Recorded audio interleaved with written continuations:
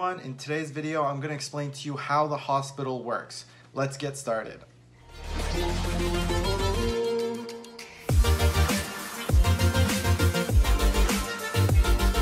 If you want to gain more information about nursing or to improve your nursing skills in general, please consider subscribing down below. I upload a video every single week and you don't want to miss them. Alright, so let's talk about the hospital and why I think it's important to provide general information about how a hospital runs. When I was in undergraduate studies, I didn't know what I wanted to do, and I really honestly didn't know how a hospital functions. And now that I've practiced as a registered nurse, I also find that a lot of the public doesn't really get how a hospital works. They often think that, they go to the hospital and a doctor sees them and they get treated and then they leave. Well, it's more complicated than that, and there's different professionals in the hospital, and I think it's worth to explain how a hospital functions. So let's get right into it. So before I begin, I want to emphasize that these are just some of the reasons someone may enter the hospital. There's many different reasons, and due to lack of time, I don't have the ability to explain every single reason why someone would enter the hospital. But let's just go ahead and depict a few situations, a few scenarios that someone may enter the hospital. So this is a patient, right? A patient enters the hospital for various reasons. Let's say they have a medical emergency, so they come in through the ambulance. Some people walk into the hospital because they're not feeling well. Other times they have appointments. Other times they're in labor. Whatever the case is, they enter the hospital, and once they enter the hospital, depending on the reason, they either go into the maternity, if they're giving birth, of course, they go to labor, or they go to the emergency room. Once they're in the emergency room RN triages them. You get triaged, and what that basically means is they determine if you have a life-threatening condition, if your stay is urgent, or it's non-urgent. Now, depending on what the triage nurse identifies or assesses, you get placed into the hospital as a patient. Once you're a patient, depending on the severity of your stay, you basically get assessed by a physician.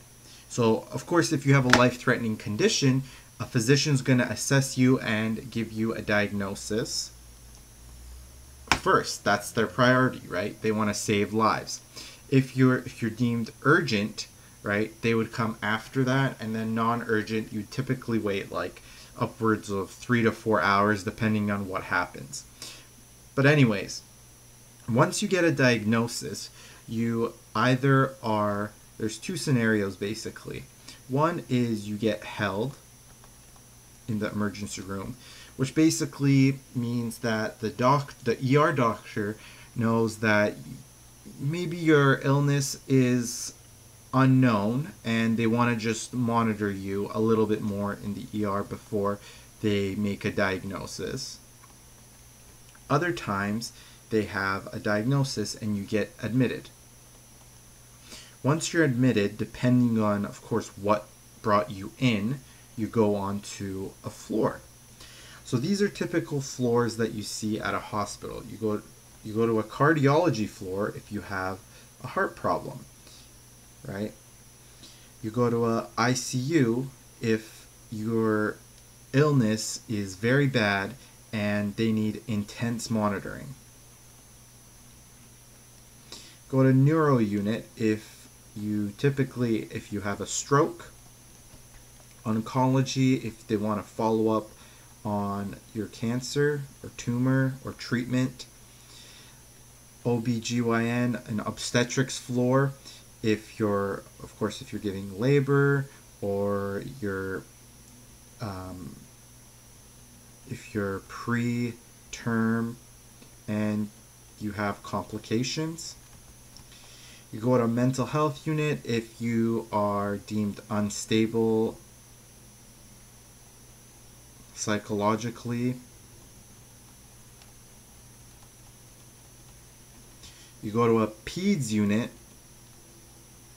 if you're under the age of 18 or 19. It depends on what country, of course, you're in, but it's basically you have some sort of illness and you need a pediatric doctor to assess you and provide you treatment. And a medical floor, you typically see an deterioration of comorbidities, patients who have deterioration of their comorbidities, if they have an infection, a really nasty infection, or sometimes you see alcohol abuse. So on a cardiac unit, you get monitored 24/7 by an RN, and basically you get placed on a cardiac monitor.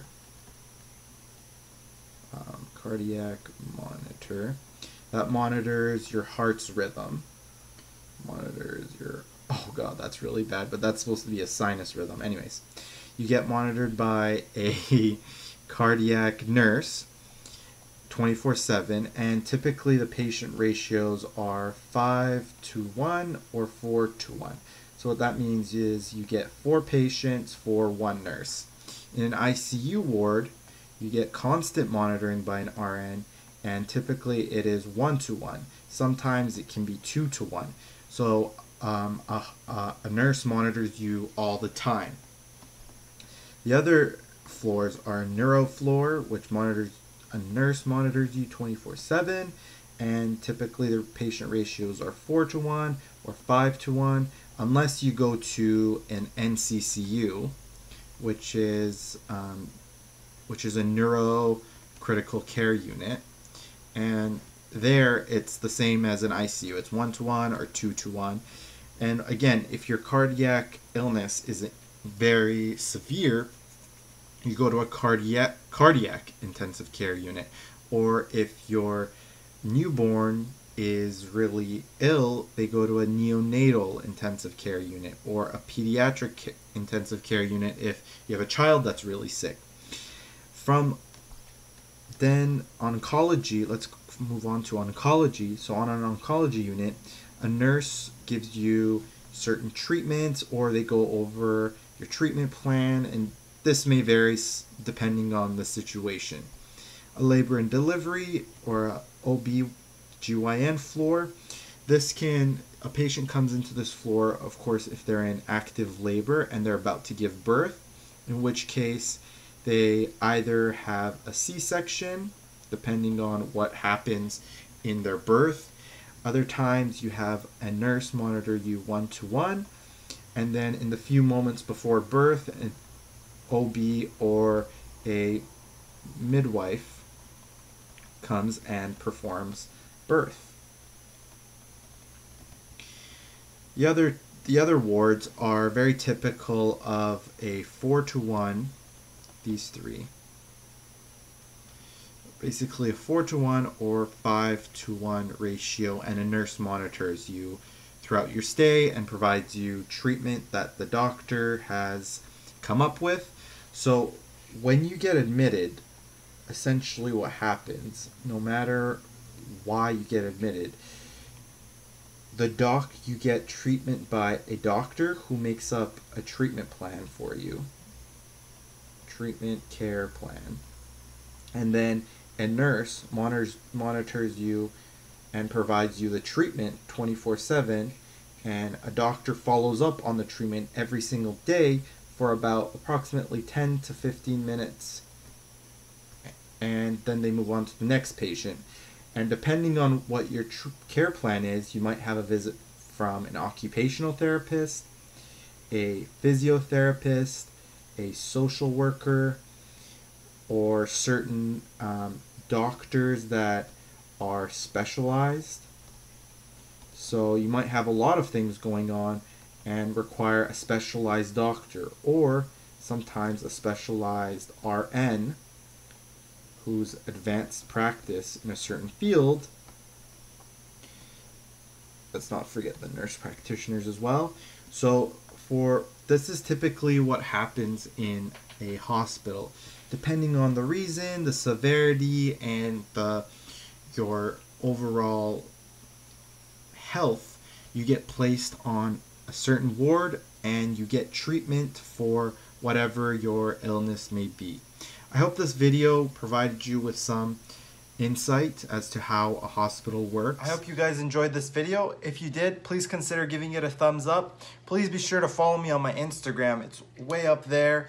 And also make sure you check out the description box down below where I have links to my free ebooks, my fitness guide, my nutrition guide, and I also have a 45-day NCLEX plan where I teach everyone how I passed the NCLEX and how you can pass it too. So you definitely want to check out the links in the description box, and be sure to check out my other videos. I have playlists on my channel, and thank you very much for watching. We'll catch you in the next one.